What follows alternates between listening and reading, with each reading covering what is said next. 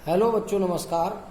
आप लोग देख रहे हैं यूट्यूब चैनल MCI और मैं हूं विकास त्रिपाठी। बच्चों, आज हम लोग कक्षा 10 विषय गणित में चैप्टर नंबर 6 त्रिभुज के बारे में पढ़ेंगे। आज पढ़ते हैं प्रमेय नंबर 6.2 यानी थेल्स प्रमेय का विलोम। थेल्स प्रमेय हमने पिछले वीडियो में पढ़ी थी, आज इसका विलोम देखते हैं। यदि एक रेखा किसी त्रिभुज की दो भुजाओं को समान अनुपात में विभाजित करे तो वह रेखा तीसरी भुजा के समांतर होती है। वही प्रक्रिया जो पिछले प्रमेय में की थी। सबसे पहले इस नियम को पढ़ के चित्र बनाइए। यदि एक रेखा किसी त्रिभुज की, तो आपको कोई त्रिभुज बनाना है। ये त्रिभुज हो गया, नाम रख दिया इसका ABC। कोई रेखा है जो त्रिभुज की दो भुजाओं को समान अनुपात में विभाजित कर रही है। मान लो ये एक रेखा है, ये रेखा PQ है। ये रेखा इन भुजाओं को समान अनुपात में विभाजित कर रही है, अर्थात AP बटे PB बराबर है AQ बटे QC के। तो तुम्हें सिद्ध करना है कि यह रेखा इसके समांतर है। तो चलिए बच्चों, सबसे पहले हेडिंग दिया है एक त्रिभुज ABC में रेखा PQ इस प्रकार है कि AP बटे PB बराबर AQ बटे QC है। या लिख दीजिए रेखा PQ भुजाओं AB और AC को समान अनुपात में विभाजित करती है। लिखेंगे एक त्रिभुज ABC में रेखा PQ भुजाओं AB तथा AC को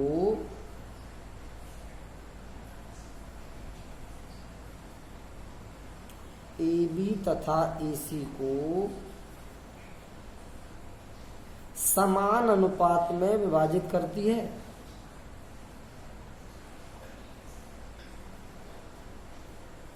समान अनुपात में विभाजित करती है।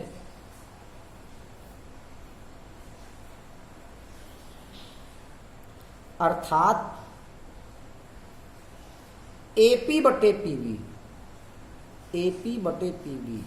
बराबर किसके है? AQ बटे QC के। इसका मतलब है समान अनुपात में विभाजित करना। तो समान अनुपात में विभाजित करती है, अर्थात AP बटे PB बराबर AQ बटे QC है।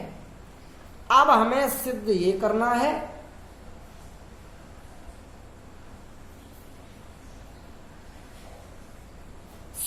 है कि वह रेखा जो है तीसरी भुजा के समांतर। ये जो रेखा है जिन भुजाओं को विभाजित कर रही है उसको छोड़कर तीसरी भुजा के समांतर, माने ये PQ इस भुजा BC के समांतर है। PQ समांतर BC, ऐसा हमें सिद्ध करना है।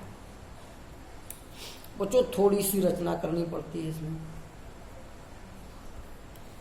रचना में होता क्या है, हम ये मान लेते हैं कि जो PQ रेखा है ये BC के समांतर नहीं है। अब अगर ये BC के समांतर नहीं है तो हमने BC के समांतर एक रेखा खींच ली, इसका नाम रख दिया PR।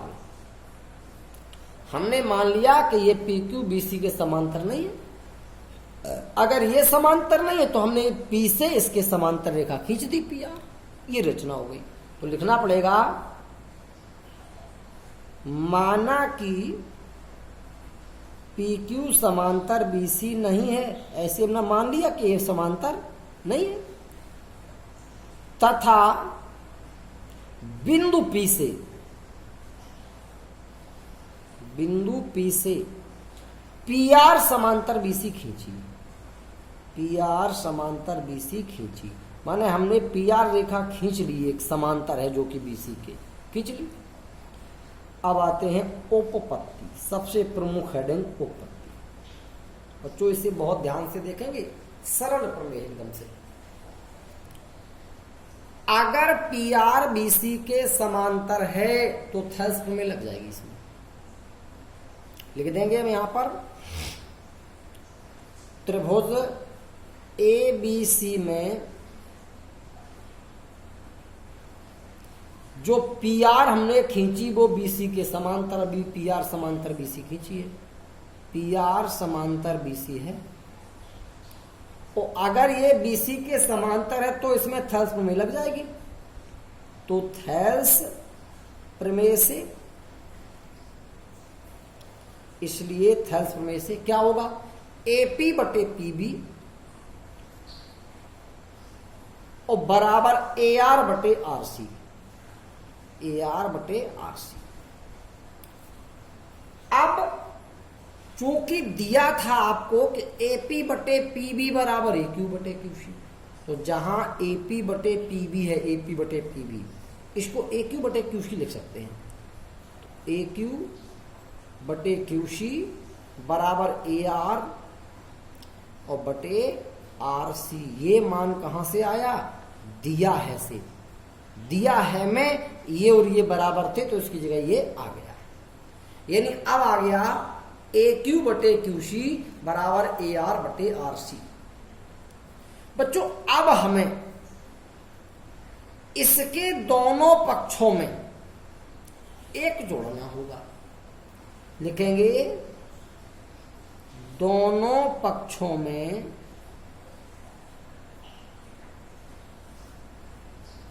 एक जोड़ने पर,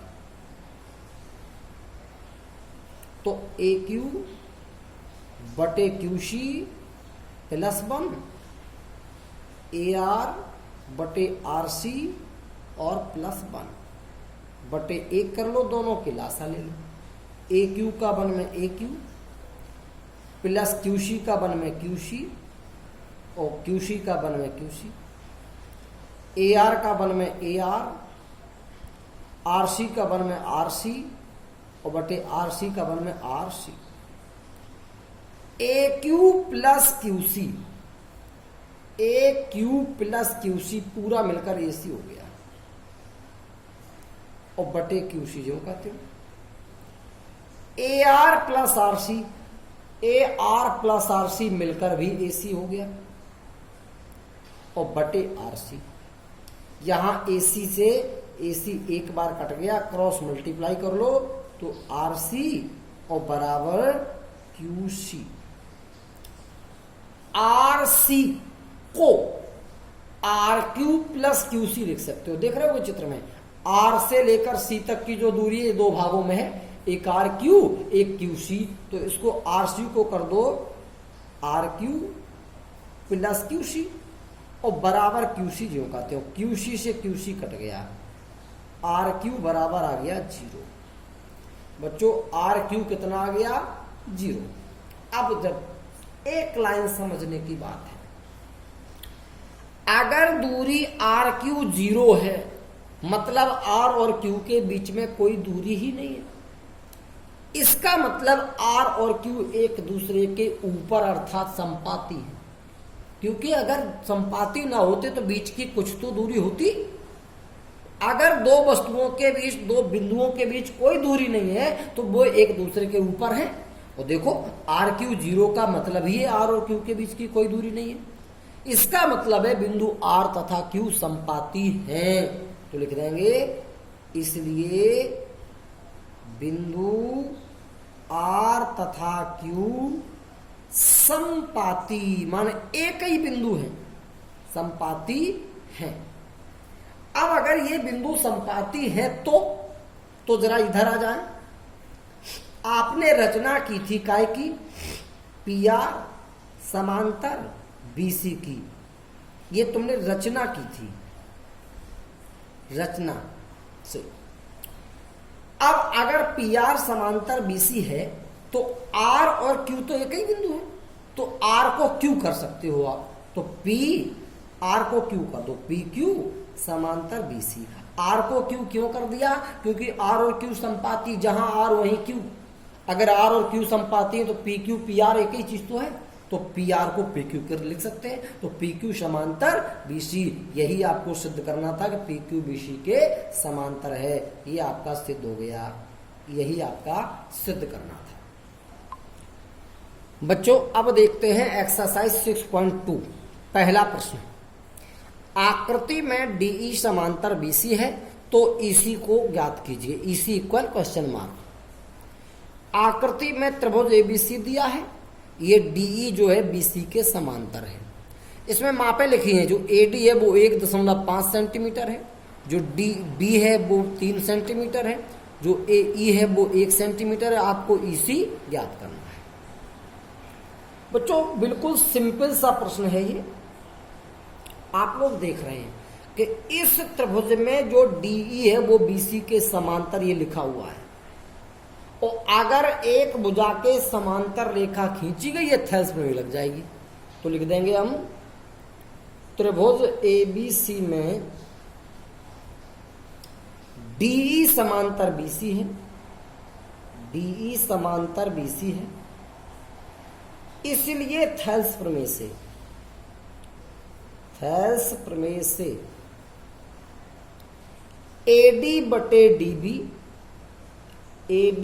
डीबी बराबर एई बटे ईसी, एई बटे ईसी। बच्चों इसमें एडी की माप 1.5 सेंटीमीटर है, बटे डीबी की माप आपको 3 दिख रही है, एई की माप 1 है, और ईसी आपको ज्ञात करनी है, तो ईसी रहने दो। अब ये 1.5 माने 1.5 है और ये 3 है, ये 2 बार कट रहा है, तो ये हो जाएगा 1/2 और बराबर 1/EC। अगर किसी को ये समझ में नहीं आया तो इसका पॉइंट हटाना, यहाँ 0 बढ़ जाएगा। अंश में 15, हर में 30, 15 एकम 15, 15 दूनी 30, तो भी हो जाएगा। अब कर लो क्रॉस मल्टीप्लाई, EC का 1 में EC और बराबर 2 का 1 में 2, यानी EC आ गई 2 सेंटीमीटर। यही हमें ज्ञात करना था। बिल्कुल ऐसे ही इसका दूसरा पार्ट घर पे हल कर लोगे। अब देखते हैं बच्चों प्रश्न नंबर 3।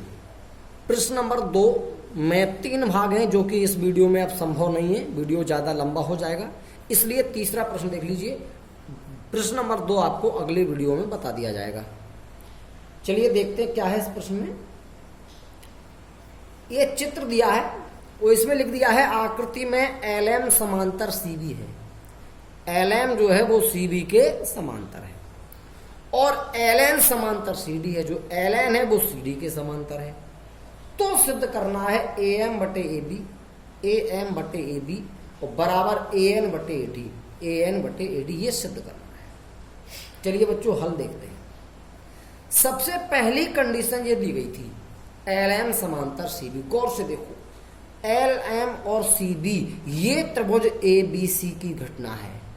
तो त्रिभुज ABC में LM समांतर CB है, त्रिभुज ABC में LM समांतर CB है। तो अगर किसी त्रिभुज में एक भुजा के समांतर कोई रेखा हो तो वह शेष 2 भुजाओं को समान अनुपात में विभाजित करती है, थैल्स में लग जाता है। तो अगर LM समांतर CB है तो AM बटे MB बराबर AL बटे LC। इसलिए थैल्स प्रमेय से AM बटे MB बराबर AL बटे LC, AL बटे LC समीकरण नंबर 1। अब बच्चों अभी तो हमने पहली कंडीशन का उपयोग किया, अब दूसरी का LN समांतर CD। LN और CD ये त्रिभुज ACD की बात है। त्रिभुज ACD में क्या है, क्या दिया है? LN समांतर CD है, LN समांतर CD है, तो इसमें भी थैल्स प्रमेय लग जाएगी। इसलिए थैल्स प्रमेय से AL बटे LC बराबर AN बटे ND, AN बटे ND। बच्चों आप लोग देख रहे हैं फर्स्ट में ए एल बटे एल सी का मान ए एम बटे एम बी था, तो ए एल बटे एल सी को ए एम बटे एम बी, ए एल बटे एल सी काय के बराबर ए एम बटे एम बी के, तो ए एल बटे एल सी को ए एम बटे एम बी और बराबर ए एन बटे एन डी। अब देखो सिद्ध क्या, ए एम बटे ए बी, आपका ए एम तो आ रहा, ए बी नहीं आ रहा, ए एन बटे ए डी, ए एन तो आ रहा, ए डी नहीं आ रहा, तो ध्यान रखें इन दोनों में से जो चीज आ रही है, जो मान, जो भुजा, जो रेखाखंड आ रहा है, आप उसे हर में लाइए। हर में लाइए मतलब दोनों पक्षों का व्युत्क्रम कर दीजिए, तो हो जाएगा एम बी बटे ए एम और बराबर एन डी बटे ए एन। अब आप दोनों पक्षों में एक जोड़ दीजिए, दोनों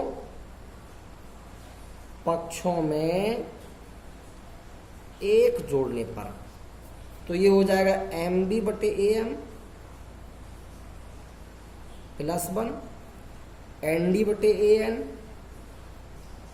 प्लस 1 बटे 1 करके एलसीएम ले लूं, इसे यहीं कर देते हैं, M B plus A M, M B plus A M और बटे ए एम बराबर N D plus A M, N D plus A N और बटे ए एन। अब बच्चों ध्यान से देखोगे कि एम बी बटे plus A M B plus A M मिलकर के ए बी हो जाएंगे, ए बी और बटे ए एम तो है, N D plus A N D और प्लस ए एन मिलकर ए डी बन जाएंगे और बटे में ए एन तो है ही। अब आप जरा प्रूफ वाला पार्ट देख लो, ये उल्टा है इसका, फिर से व्युत्क्रम कर दीजिए, यहां व्युत्क्रम किया था, व्युत्क्रम से यहां फिर व्युत्क्रम कर दो तो ए एम अंश में चला गया और बटे में आ गया ए बी, यहां ए एन अंश में चला गया, बटे में आ गया ए डी।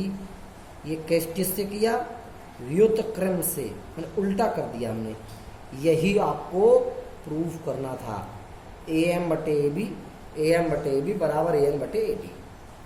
बच्चों इसको हम और जल्दी प्रूफ कर सकते थे, क्योंकि हम पीछे नियम पढ़ा चुके आपको, थेल्स प्रमेय में 2 और निष्कर्ष निकाले थे, आप उसी बेस पर देख सकते थे कि इसे हम ए एम बटे ए बी ले सकते थे और बराबर ए एल बटे ए सी। अगर हम ऐसा कर लेते तो ये सवाल इसका ठीक आधा आधा रह जाता, और ऐसा भी कर सकते हैं, जहां हमने ए एल बटे ए एम बटे एम बी लिया था, यहाँ पे हम ए एम बटे क्या ले सकते थे, ए बी, क्योंकि यहाँ ए बी ही तो लाना है, तो यहाँ ए एम बटे ए बी, यहाँ ए एल बटे ए सी, यहाँ अगले में ए एल बटे ए सी और ए एन बटे ए डी कर लेते, तो ये सवाल बहुत ही जल्दी यहाँ तक प्रूफ हो जाता, बस यहाँ के आगे नहीं करना पड़ता। चलिए बच्चों धन्यवाद, आज के वीडियो में इतना ही, अब अगले वीडियो में अगले सवाल देखेंगे। नमस्कार।